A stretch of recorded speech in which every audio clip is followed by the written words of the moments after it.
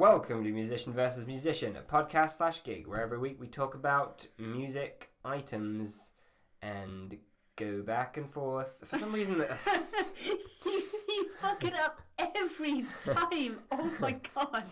For some reason this week the word popcorn kept wanting to come out of my mouth. So I was really trying hard not to say popcorn over and over again.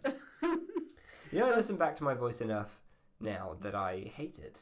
And oh, you think you'd hate it less? no, I hate it even more every time. Oh, it's the worst voice I think I've ever heard. I thought that was going to be like, that's the worst voice. Yeah, I mean, my partner thinks I sound like David Mitchell, and I disagree. I don't sound like that because I listened back to it enough and compare it out of No, paranoia. I don't. But I can see where she's coming from. I think she's just attacking you for having a slightly feminine voice on a man. Yeah, I do have a slightly feminine voice. It's actually really distracting sometimes when I say masculine things. It doesn't sound like it doesn't sound like they're coming from the right person. So anyway, Leia, we got a regular week. We're back to normal after a long, delayed way of trying to find a better way to do this podcast. We decided that the best way was the original way. But hey, sometimes you got to experiment, you know. Yeah. Would you like to hear this week's question? We've got a question. I've got a question. Well, no, it's not. I've written a question to lead into the report. Oh, okay. Okay, you got too excited. I'm sorry. I know. I was like, what the hell? We got an insult. Would you like to hear? Yeah. Oh, can we hear that first? Oh, it wasn't. Someone put it on the social media. Someone messaged me it privately. Did they? Yes, it's someone I know, a friend you don't know. Oh, okay. They said, "I listened to your podcast. You two are massive, but it sounds like you're having fun." Oh, shit. Bleep that out, Matt. God damn. Do you leave the bleep that out, Matt, in? Yeah, sometimes. Okay, so this week I'm going to ask you a question and see if you can guess the band. Okay. What band is named after a dinosaur? I actually don't know where this is going. Nothing springs to mind. Nothing? I know a few dinosaur Japanese names. dinosaur? Oh, that's very specific. I'm sure I'll know when I hear it, annoyingly. Okay. Will I? Gojira.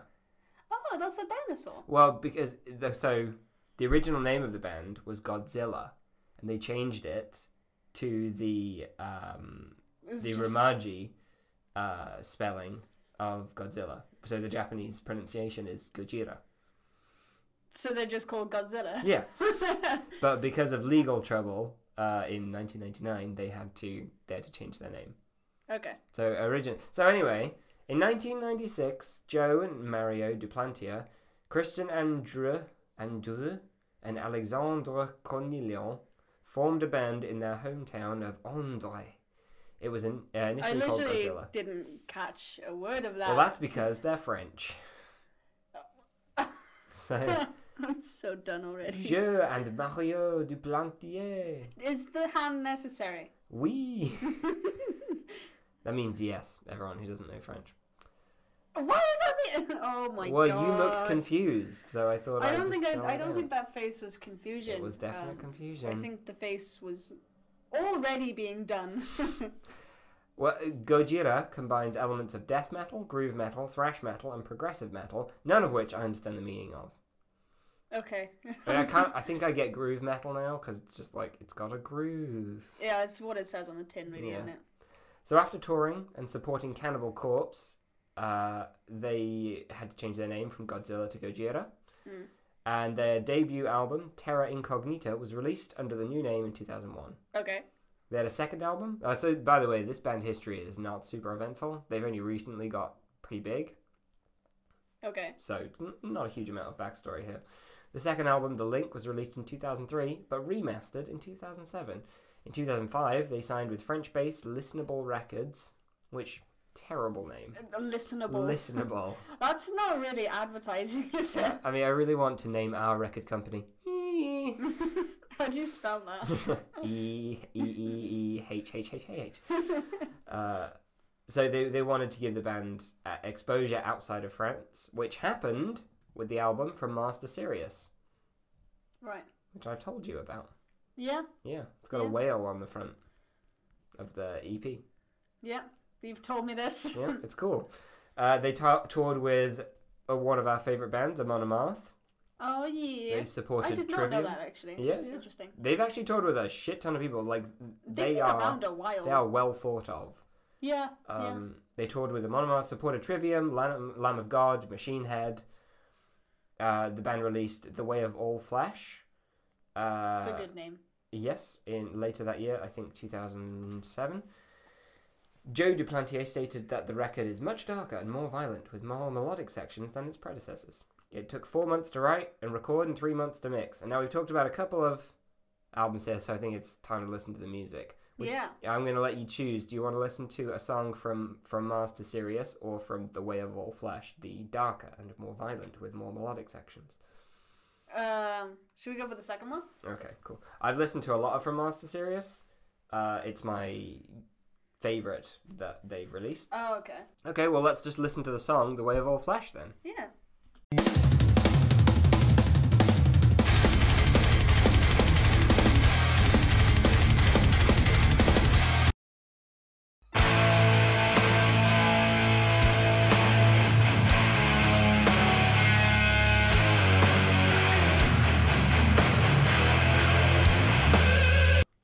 Okay, that was The Way of All Flesh, and we also listened to Where Dragons Dwell from the album From Mars to Sirius. What did you think? I preferred the first one we listened to, the heavier one. Really? Yeah. Okay, how come? I think I'm quite into the faster and the heavier things at the moment. Mm-hmm. And the what was it? The dragon? Where Dragons Dwell. Yeah, that one. It's very nice and very pretty. Like it's as you pointed out, the name is a very good description to what it sounds like. It sounds like a dragon is in a cave, you know. Yeah, it's a nice experience, but that's the kind of thing you'd listen to quite late of an evening when I'm chilling out. Oh, that's a chill out song for you. Yeah, that's a chill out For song. me, that's something I listen to around mid set at the gym where I want to feel like heavy. You know, I want to feel like I'm really getting into it. Yeah. Okay. Whereas the other one, I like all of Gojira, to be honest, but I don't love past From Mars to Sirius. Yeah, okay.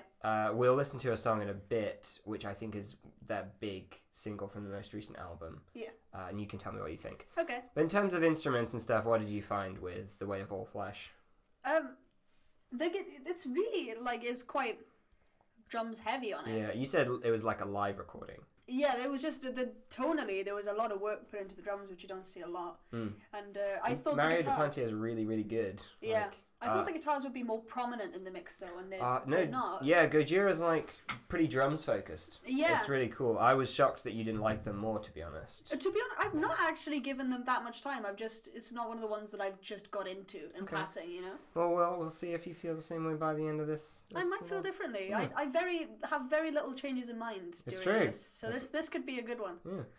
Right, so they supported Metallica on their tour from 14th of September to 18th of October, performing before Lamb of God did. That is very cool. Yep. In 2012, Gojira were acquired by Roadrunner Records. Acquired. And released L'Enfant Sauvage. Why with all the names? What? What do you mean why? Well, it's just because I can't pronounce it like some useless. L'Enfant... Wait.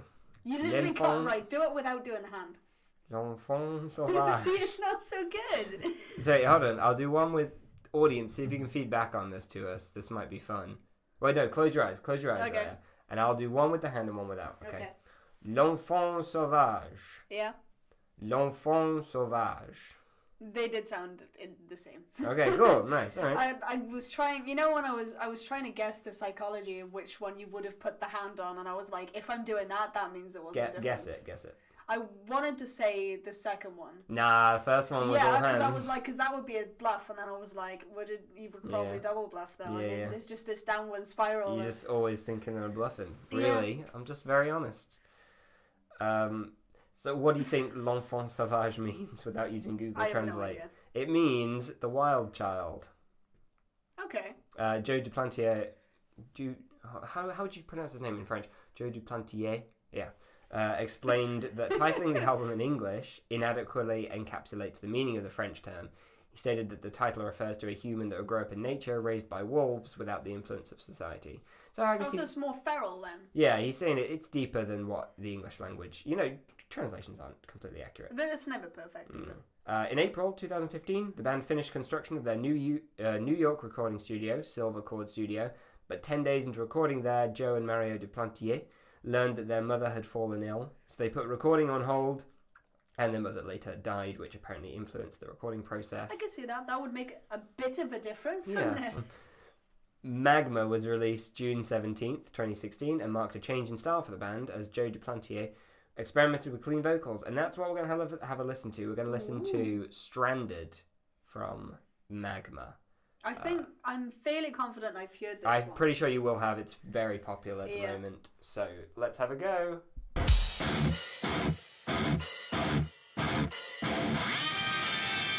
That was Stranded by Gojira. Yeah, I've heard that one a lot. Yeah, it's very popular. I do like it. Yeah, it is good. I do like it. Yeah. What were you telling me about the timing? What you got insight-wise? It's just a little bit like I don't know. It's sort of. It sounds vaguely like it could be swung, but without being swung. Mm-hmm. What does it mean when you say things could be swung? So, swung is just a term for rhythm. So if you get it, it's almost like having something ever so slightly further back than it should be. So if you were to play something swung and not swung, it would almost sound like you weren't playing it crisply, but on purpose. Mm-hmm. So it's quite a jazzy thing to do generally. Do you do it a lot? Depends what we're playing. Mm-hmm. Like, most of our stuff doesn't really suit it at the moment, but historically, yeah. Yeah, okay. Well, it's basically the end of my report.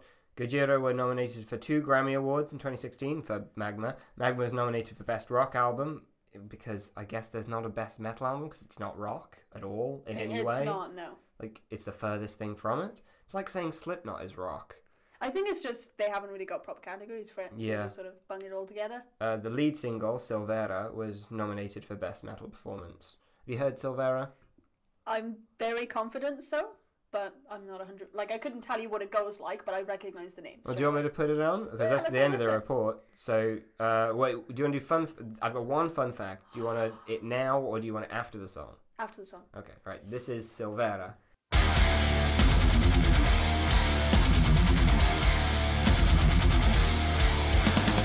That was Silvera. We actually listened to the whole song because we watched a drum cover of it. Because Leia was so into it. I was like, this is not the song that I thought it was. I preferred that one to, which was the last one. Stranded. Yeah. Yeah.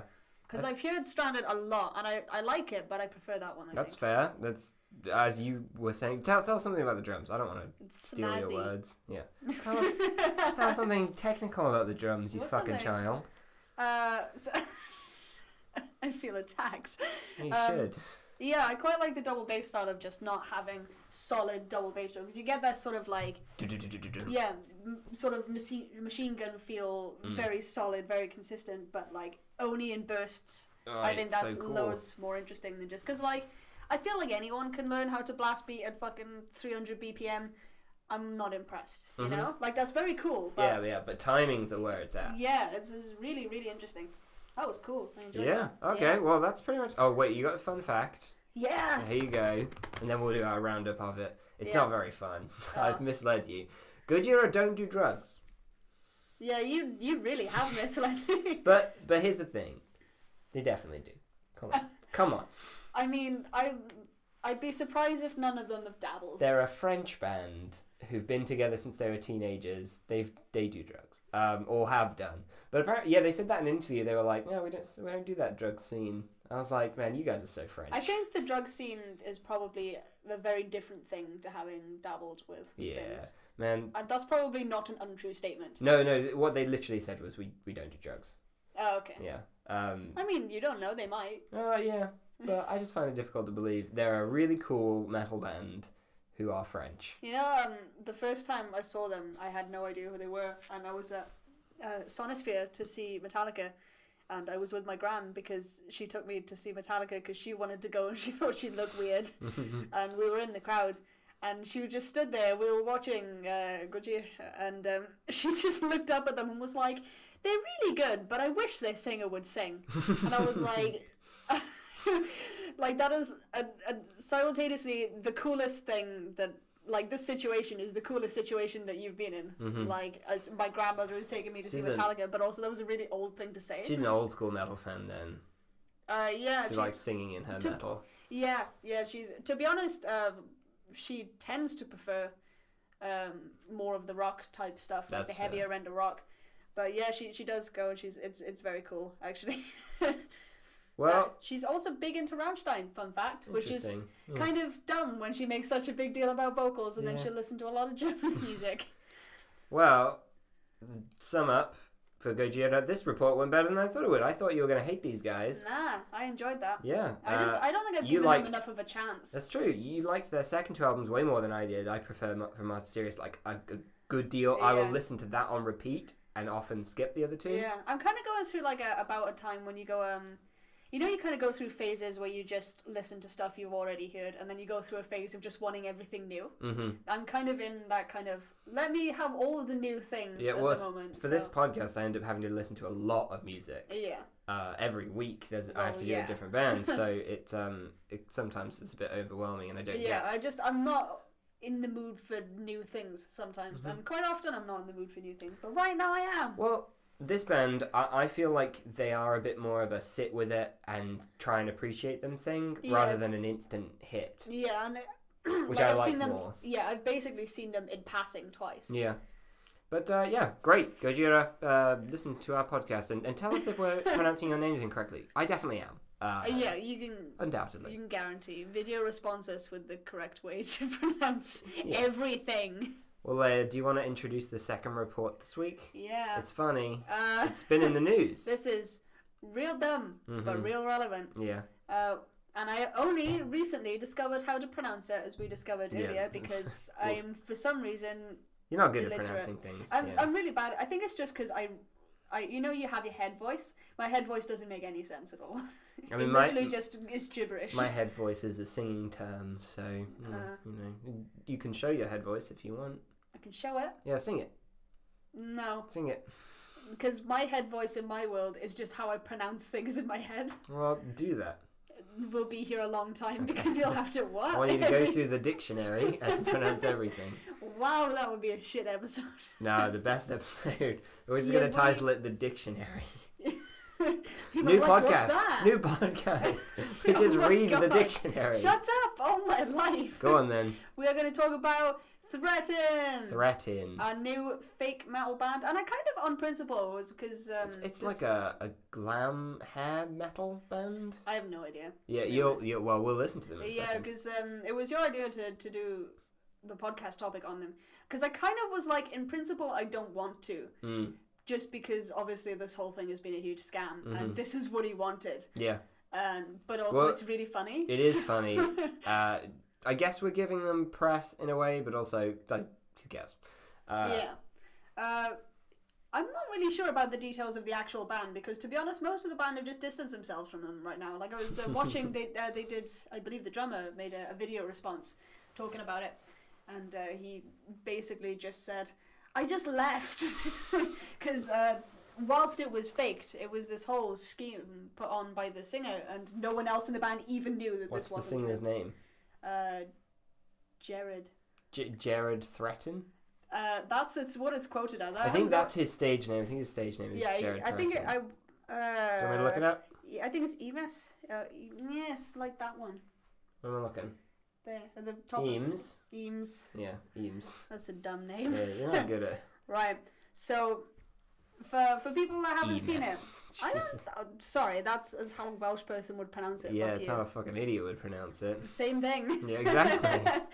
Yeah, so for people that don't know, effectively this guy, they had a band based in Los Angeles, and they came over for their UK tour. Yeah, they were supposed to have this very big UK tour, and it turned out that the whole thing was made up. Everyone was scammed. Everyone in the process was just very much in trouble. He probably spent a lot of money on it, given the... Yeah. It seems he's been criticised for it being a vanity project. It literally is a vanity project. It's not wrong at all.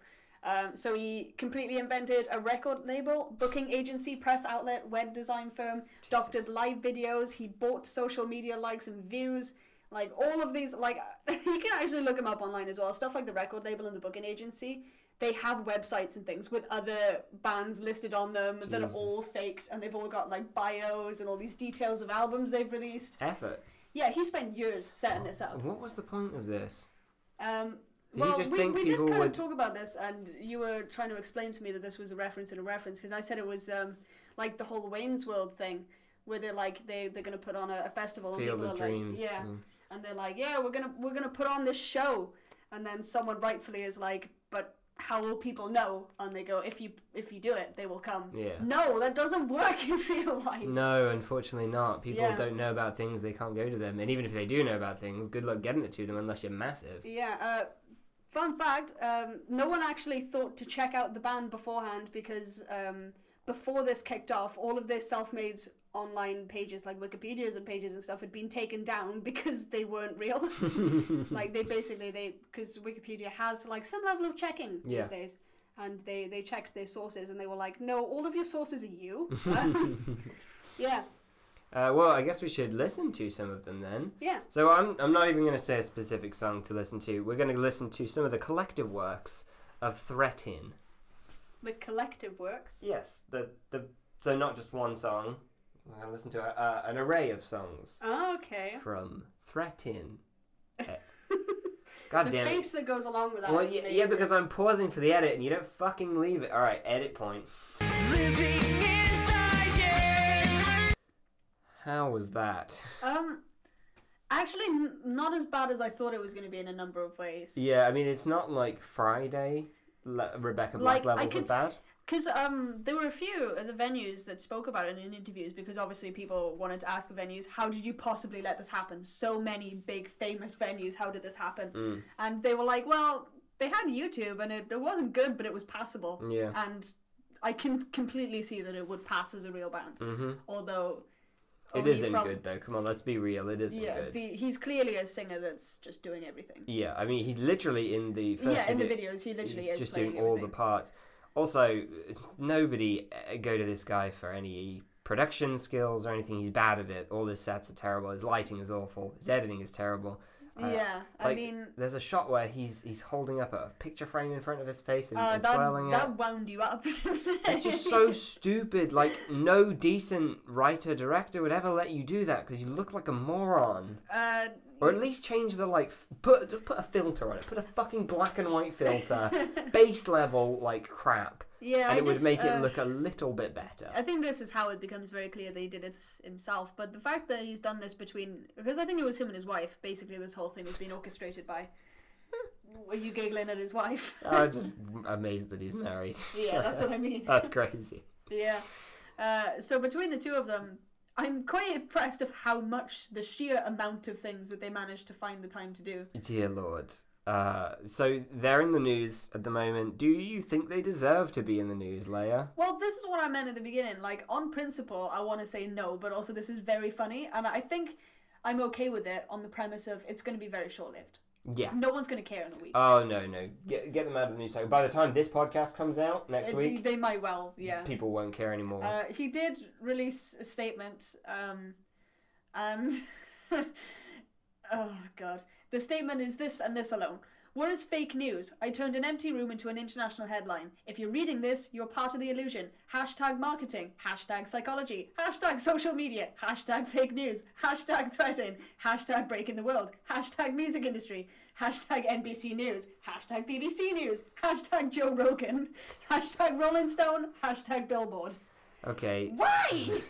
So, I mean, if this works, huge gamble.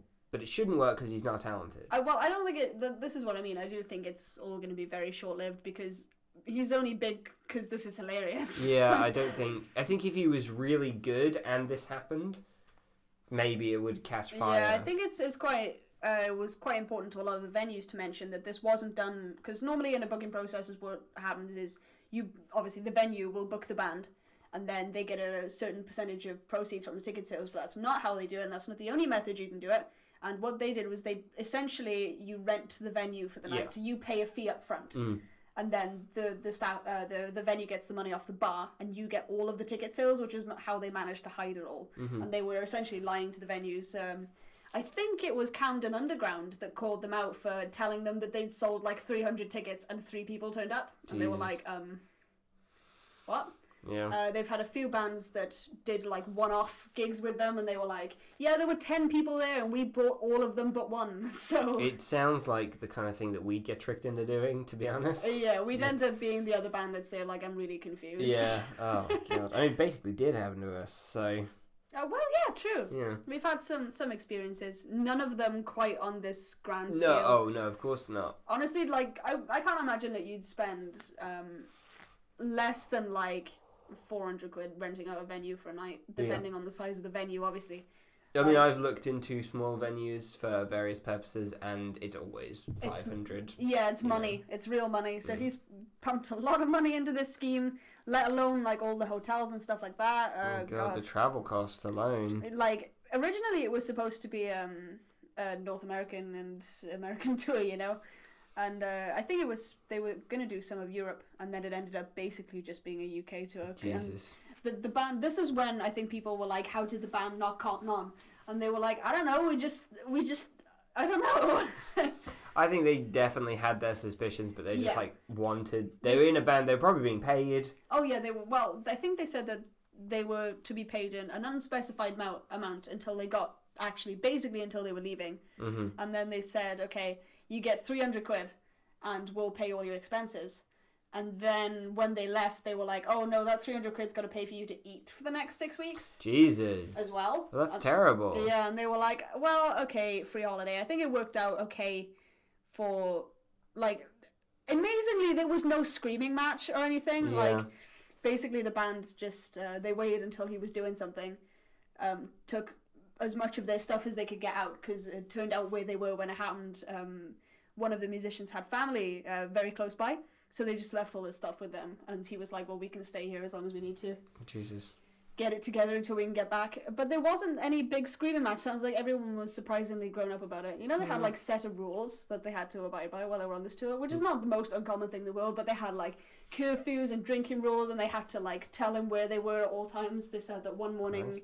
Like the drummer and the bassist, I think, went downstairs to get breakfast, and they had to go at him when they got back to the room because they were like, "You didn't tell us where we were going." Like, I went to get breakfast in the hotel. Like, what the hell? That sounds intense. It's all a bit bizarre, and it's one of those things of like, everyone's like, "How did you not know?" And they're kind of being like, "Well, would you assume that?" Yeah, I guess if you were managed properly and it was like that level of intense, you'd be like, oh shit, this is serious. Yeah, there's no way someone would dedicate this much time and energy into something that isn't real, but he did. And he sort of, from his statement, it kind of feels like he's getting all sort of Darren Brown kind of. I'm not a failed musician. I'm just an illusionist and a trickster. Shia LaBeouf style. It was all art, you know. It was real art. Yeah, it was just made to make a point about fake news. Yeah. Sure. Well, that's what I'm gonna say to that. We can shut the door forever on Threatin. They are a terrible band. I mean, terrible. When you say terrible band, there's literally just him. Yeah, it's true. I probably don't want to blame the hired help that he's got, who are probably great musicians. I mean, to be fair, they've said a lot about it, them wanting to get out as quickly as possible just because it is damaging to their reputation, but it completely is not their fault. I could see myself falling for something like this under that kind of, It's so understandable. But hey, Jared Threatin, fuck you, dude. What a piece of shit. So, that brings us to the final section of the podcast. Ah, crap, I forgot the name of it. It's Matt shows Leia some music and hopes she likes it. I think that actually was the first time. Nice! Alright. I don't know that, but that's actually very close. Well, I got a song for you to listen to. Okay. It's another song. It's a poppy, rocky song. Do I have to not see again? Because that was the rule last time. You made me like look away until you brought it up, so I didn't know who it was. Okay, sure, I'll do that. Alright. Okay. No, you know what? I'm going to tell the audience, so I'm just going to... Just listen, it's fine. Okay. Who cares? So we're going to listen to one of my favourite pop bands who released an album recently that I wasn't hugely fond of, but there are about four or five songs on it that I really did connect with. I love the lead singer very much. She's great. Maybe I'll do this podcast on them one day. There's not a lot of history yet. So. Okay.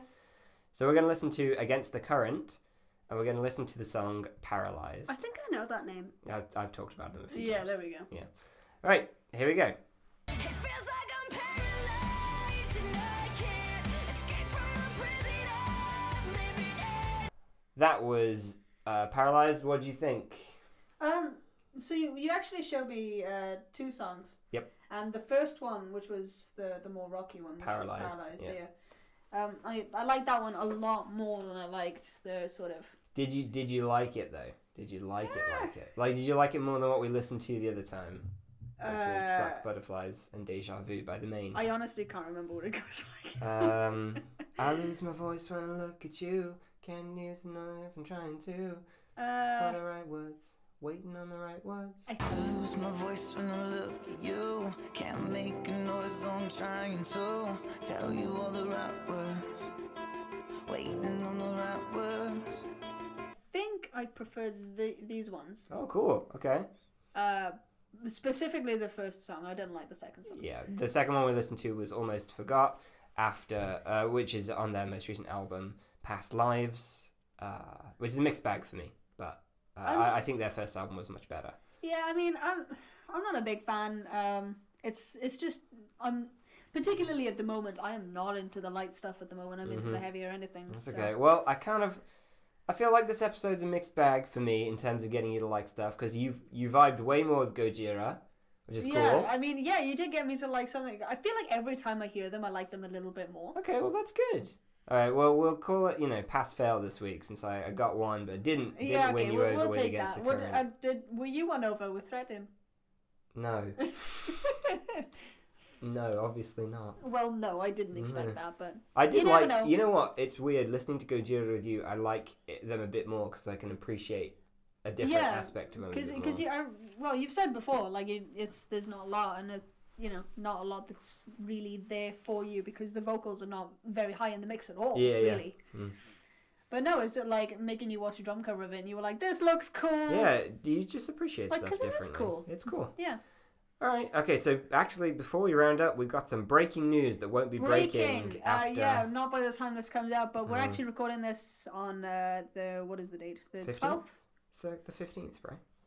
I have no idea. It's the 15th. It is the 15th. Yeah. I have no concept of time. Oh, so it's the 15th, and literally this was updated not very long ago at all. Joe Perry, Aerosmith's guitarist, has died.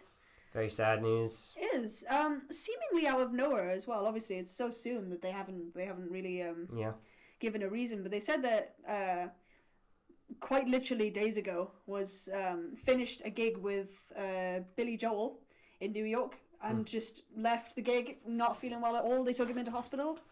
He was okay, but no more. We'll hopefully revisit on what actually happened. We might have to cover Aerosmith and go over. Yeah. Aerosmith. We'll do. I'm surprised we haven't done Aerosmith. Yeah. Well, sad news for the end of the podcast. I know. Sorry to end on that note. Follow us at wildabyss.com. That's not what it is. At Wildabyss on Facebook, Twitter, Instagram, MySpace, Pinterest. Listen to our album. No, it's not an album. It's an EP. Needs More Cowbell on Spotify. It's a dumb name. You're doing well. Is that it? Amazon Music. We have a YouTube. That's it. That's it. No MySpace? Pinterest? I said MySpace. Did Pinterest, you? Yeah. Oh, I'm proud. Okay. You never get this. All right. Well, there you go. Good stuff. Good week, Leia. Good reports. You boy. All right. We'll see you guys next week for the next episode. I don't know what I'm doing. Bye. Bye.